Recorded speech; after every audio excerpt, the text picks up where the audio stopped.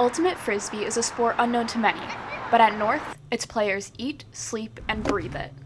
We play every day, all day, and if you ever talk to someone who's on the team, you will know that the only thing that goes into their brain is just ulti, ulti, ulti. That's all they talk about, that's all they want to do, because they're just so in love with the sport. The NNHS girls team's dedication won them a ticket to nationals last year, where they placed 8th in the country. But even after their successful season, the team is back to facing the challenges of any other non-traditional sport. After playing Ultimate for over 40 years, Coach Peggy Hollinger is all too familiar with the difficulties of getting people interested in a sport they may never have even heard of. It's still a little bit of an alternative sport, I would say, even though we went to nationals.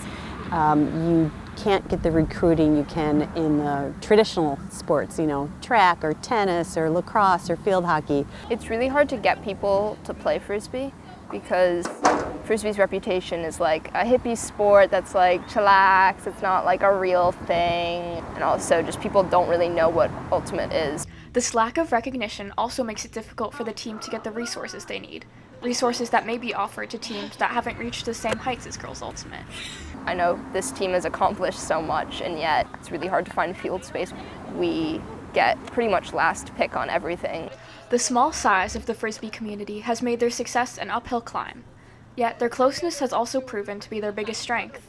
I think just because we've been playing together for so long that we know how we run, we know how we cut, we know how we throw, we know exactly where we're going to be, and we can kind of communicate with each other with just a glance. We're all genuine friends, I'm telling you, and that makes everything so much easier because no one's embarrassed if they get something wrong. We all just laugh it off. In fact, good sportsmanship is a built-in part of the game. The sport is self-officiated, meaning that there's no referee. Players are trusted to know the rules and respect the other team enough to make their own calls. Well, it's this thing called spirit of the game, where everyone has to be nice to each other. It's part of the sport. The fact that there's not really animosity between teams and everyone just focused on having a good game, playing by the rules, is honestly so different from any other sport I've ever seen. The positive nature of the sport, on top of the fact that there is a smaller community of players, makes it easy for those involved in Ultimate to meet other players from across the country, and even beyond. So I have friends in New Hampshire, Vermont, Western Massachusetts, Minnesota, Canada, who all play Frisbee, and I'm friends with them all through Frisbee. It's a family, is what it is. We hope that the team's spirit and camaraderie will carry them through another successful season. For NNTV, this is Maya Macomber.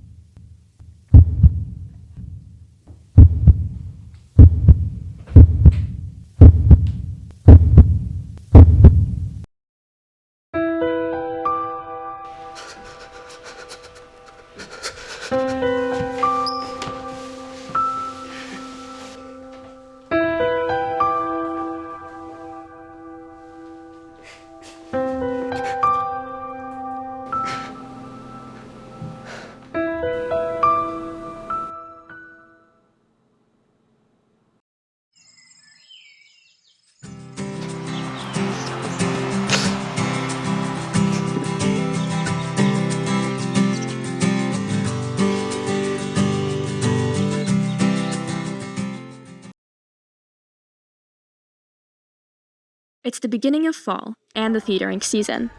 Newton North's production of The Crucible is just a few days away, and director and English teacher Valerie Young has been working hard with her cast to create an impactful play under short time constraints. These kids have just been spectacular from the get-go. I feel like something happened right away at the first read-through, and they were all committed, and they all help each other. The play, which centers around the tragic events of the Salem witch trials, was hand-selected by Miss Young. Rehearsals for the show began in the third week of September, leaving the cast with only 6 weeks of preparation compared to the 9 that a fall play typically gets. Yeah, rerun it, okay? But we do have to move through this. Due to the short nature of the show, senior Orlando Christian has found that the structure of rehearsals is essential to embodying his character, John Proctor. Rehearsals are very blocked out and intentional. It just gets us always in that mindset of where we are in the world and what we're doing. And so we get a lot of stuff done in a day, which is really good. Miss Young and her cast are not the only ones who have put in a heavy effort for this show. Sonny Pamonti, the wig's hair and makeup designer, has played a key role in blending Miss Young's vision with his own. I feel like we had a lot of freedom with the show. We did have to keep it within when the play takes place, but there is this idea of it being timely ambiguous because of the overall message of the show. The cast and crew have been tasked with the responsibility of connecting the Crucible's themes to today's events. With the play falling right before the election, the divides represented on stage are all too relevant to modern politics. I don't think that there's ever been a time where this play hasn't been relevant. And if we consider the political landscape right now, you can point to so many things in the script that have a scary cultural reference, calling out book banning, immigration, people being different, people not practicing Christianity, women having to answer to men to make decisions about themselves. I hope that people will see our current world reflected up here and think about their responsibility to vote, to participate in any kind of civic engagement, and to just sort of pay attention to what's happening currently so that we don't go backwards. For the update, this is Maya Macomber.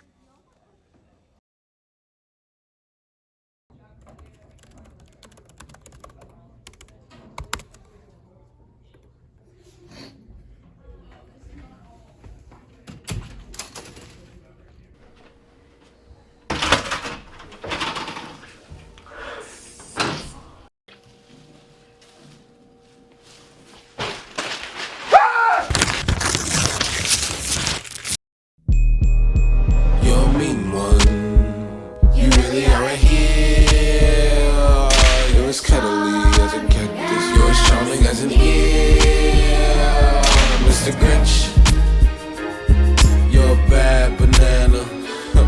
Mr. Grinch, with the greasy black peel, you're a wild one.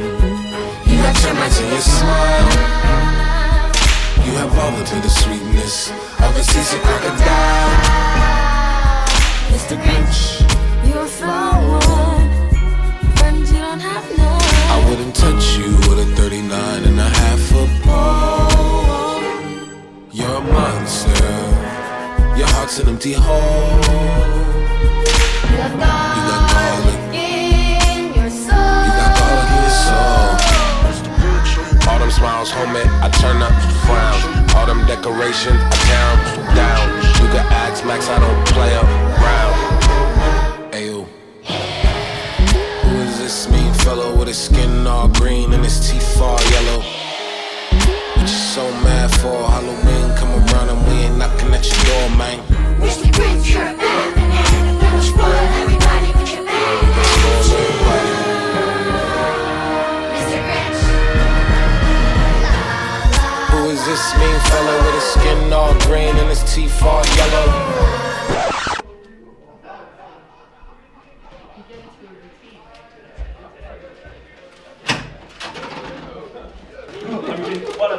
What is the meaning of this? Why do you laugh? It's not funny. I came here only to bring wrath. Grinch, can't you see? School spirit persists, despite your tyranny. Gee, you're right, Henry. I wreaked havoc today because chaos is my only idea of play. I'm sorry, one. I'm sorry, all. For today I realized my heart was too small. You all's kindness is like no other. I still have to call your mother. What? Really? Yeah, seriously. Dude, what? That shit kind of sucks. Ethan, are you serious? I was just in the hospital. I was in the ER. I have to do knee surgery in like an hour. Sorry, Mom. I'm sorry. What is this on your face? I was wondering where all my green eyeshadow went. Ow, Mom, stop it! God, ow!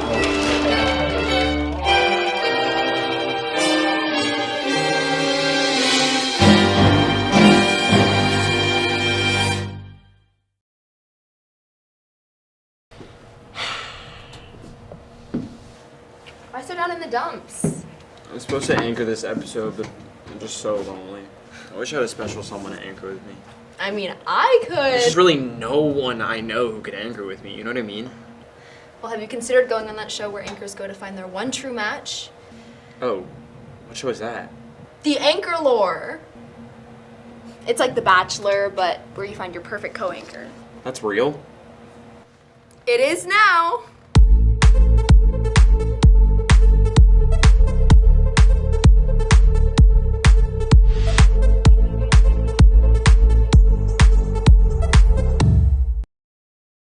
It's been so nice to meet you guys, and I'm honored that you're all interested in anchoring with me. All right, Will. Now it's time for the tough decisions. Maya, it's amazing how talented you are at reading lines off the teleprompter. But I have to be honest, I don't think you're here for the right reasons. What? You broke into my computer to watch the new episode of The Update. I did not. I can't believe you would accuse me of that. We are over, Will. Okay, fine. I broke into his computer. But not to watch the update. I was just hacking his bank account. God, the things people accuse you of. Raven, you are so nice. I just feel like you're really into anchoring. Like, really into it. I just worry that maybe you don't do anything else. Hi, nice to meet you. I'm Will. Hi, I'm Raven, and welcome to the update. With that being said, it's time for you to go. In that tragic turn of events, Raven has been eliminated from the Anchor Lore and will return home to the dismay of fans across the nation.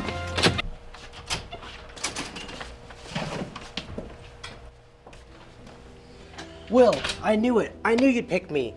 These have been the greatest 75 minutes of my entire life.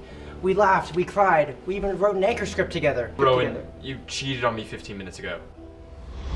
Yeah, I'm excited to meet this next guy, Rowan. He seems like a really loyal guy. I was looking at his application.